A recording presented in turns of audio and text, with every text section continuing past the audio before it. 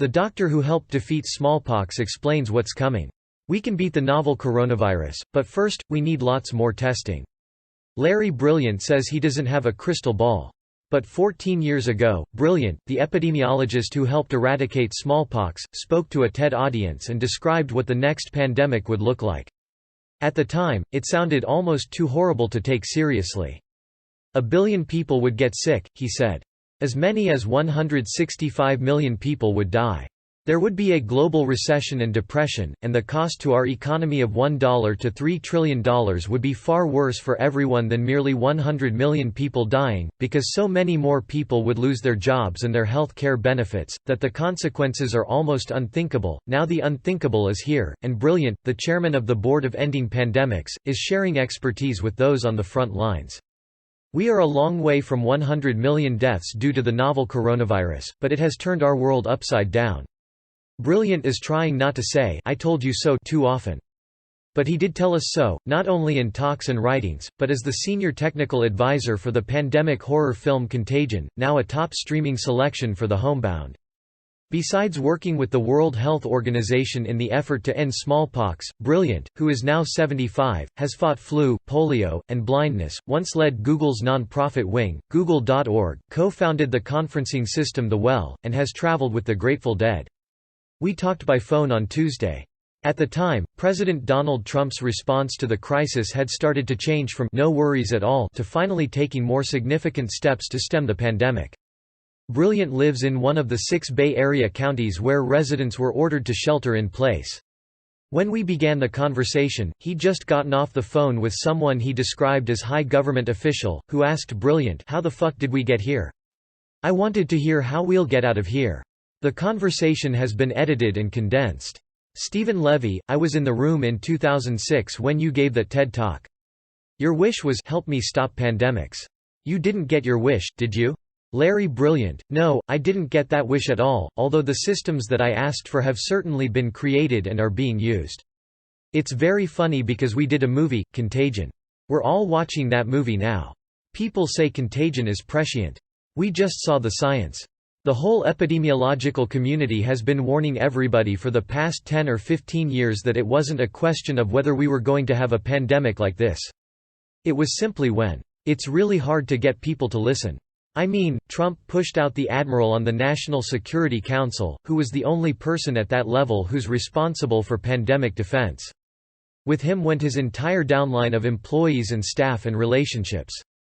And then Trump removed the early warning funding for countries around the world. I've heard you talk about the significance that this is a novel virus. It doesn't mean a fictitious virus. It's not like a novel or a novella. Too bad. It means it's new. That there is no human being in the world that has immunity as a result of having had it before. That means it's capable of infecting 7.8 billion of our brothers and sisters. Since it's novel, we're still learning about it. Do you believe that if someone gets it and recovers, that person thereafter has immunity?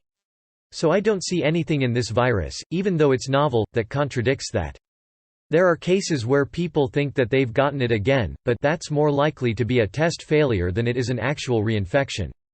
But there's going to be tens of millions of us or hundreds of millions of us or more who will get this virus before it's all over, and with large numbers like that, almost anything where you ask "does this happen?" can happen. That doesn't mean that it is of public health or epidemiological importance. Is this the worst outbreak you've ever seen? It's the most dangerous pandemic in our lifetime. We are being asked to do things, certainly, that never happened in my lifetime: stay in the house, stay 6 feet away from other people, don't go to group gatherings. Are we getting the right advice? Well, as you reach me, I'm pretending that I'm in a meditation retreat, but I'm actually being semi-quarantined in Marin County. Yes, this is very good advice. But did we get good advice from the President of the United States for the first 12 weeks? No. All we got were lies. Saying it's fake, by saying this is a democratic hoax. There are still people today who believe that, to their detriment. Speaking as a public health person, this is the most irresponsible act of an elected official that I've ever witnessed in my lifetime. But what you're hearing now, to self-isolate, close schools, cancel events, is right. Is it going to protect us completely? Is it going to make the world safe forever? No. It's a great thing because we want to spread out the disease over time. Flatten the curve. By slowing it down or flattening it, we're not going to decrease the total number of cases, we're going to postpone many cases, until we get a vaccine, which we will, because there's nothing in the virology that makes me frightened that we won't get a vaccine in 12 to 18 months. Eventually, we will get to the epidemiologist gold ring. What's that? That means, A large enough quantity of us have caught the disease and become immune. And B, we have a vaccine. The combination of A plus B is enough to create herd immunity, which is around 70 or 80%. I hold out hope that we get an antiviral for COVID-19 that is curative, but in addition is prophylactic. It's certainly unproven and it's certainly controversial, and certainly a lot of people are not going to agree with me. But I offer as evidence 2 papers in 2005, one in Nature and one in Science. They both did mathematical modeling with influenza, to see whether saturation with just Tamiflu of an area around a case of influenza could stop the outbreak. And in both cases, it worked. I also offer as evidence the fact that at one point we thought HIV/AIDS was incurable and a death sentence. Then, some wonderful scientists discovered antiviral drugs, and we've learned that some of those drugs can be given prior to exposure and prevent the disease. Because of the intense interest in getting COVID-19 conquered, we will put the scientific clout and money and resources behind finding antivirals that have prophylactic or preventive characteristics that can be used in addition to vaccines. When will we be able to leave the house and go back to work? I have a very good retrospectoscope, but what's needed right now is a prospectoscope. If this were a tennis match, I would say advantage virus right now. But there's really good news from South Korea, they had less than 100 cases today.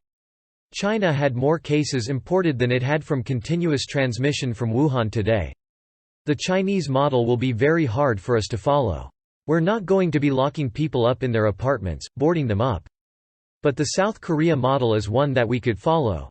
Unfortunately, it requires doing the proportionate number of tests that they did well over 250,000 tests. In fact, by the time South Korea had done 200,000 tests, we had probably done less than 1,000. Now that we've missed the opportunity for early testing, is it too late for testing to make a difference? Absolutely not. Tests would make a measurable difference. We should be doing a stochastic process random probability sample of the country to find out where the hell the virus really is.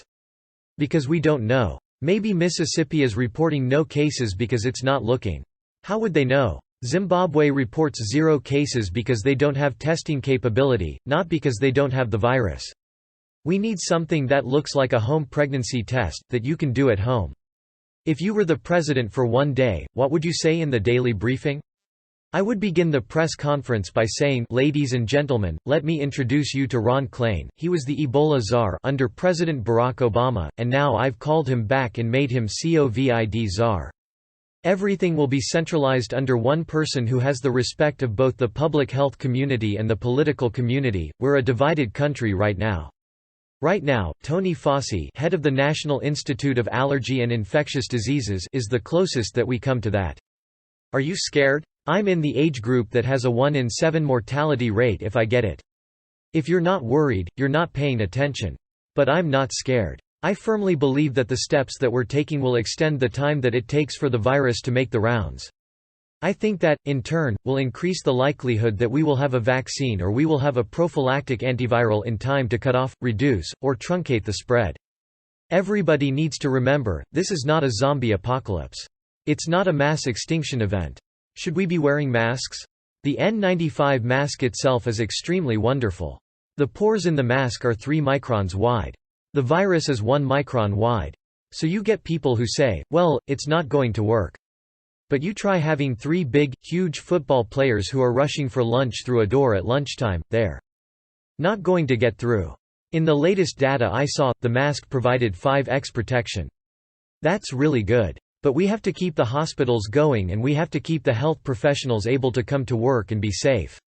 So masks should go where they're needed the most, in taking care of patients. How will we know when we're through this? The world is not going to begin to look normal until 3 things have happened. 1. We figure out whether the distribution of this virus looks like an iceberg, which is 1/7 above the water, or a pyramid, where we see everything. If we're only seeing right now 1/7 of the actual disease because we're not testing enough, and we're just blind to it, then we're in a world of hurt. 2. We have a treatment that works, a vaccine or antiviral. And 3, maybe most important, we begin to see large numbers of people, in particular nurses, home health care providers, doctors, policemen, firemen, and teachers who have had the disease, are immune, and we have tested them to know that they are not infectious any longer. And we have a system that identifies them, either a concert wristband or a card with their photograph and some kind of a stamp on it. Then we can be comfortable sending our children back to school, because we know the teacher is not infectious. And instead of saying, "No, you can't visit anybody in nursing home," we have a group of people who are certified that they work with elderly and vulnerable people, and nurses who can go back into the hospitals and dentists who can open your mouth and look in your mouth and not be giving you the virus. When those 3 things happen, that's when normalcy will return. Is there in any way a brighter side to this? Well, I'm a scientist, but I'm also a person of faith. And I can't ever look at something without asking the question of, isn't there a higher power that in some way will help us to be the best version of ourselves that we could be? I thought we would see the equivalent of empty streets in the civic arena, but the amount of civic engagement is greater than I've ever seen. But I'm seeing young kids, millennials, who are volunteering to go take groceries to people who are homebound, elderly. I'm seeing an incredible influx of nurses, heroic nurses, who are coming and working many more hours than they worked before, doctors who fearlessly go into the hospital to work. I've never seen the kind of volunteerism I'm seeing. I don't want to pretend that this is an exercise worth going through in order to get to that state. This is a really unprecedented and difficult time that will test us. When we do get through it, maybe like the Second World War, it will cause us to re-examine what has caused the fractional division we have in this country. The virus is an equal opportunity infector. And it's probably the way we would be better if we saw ourselves that way, which is much more alike than different.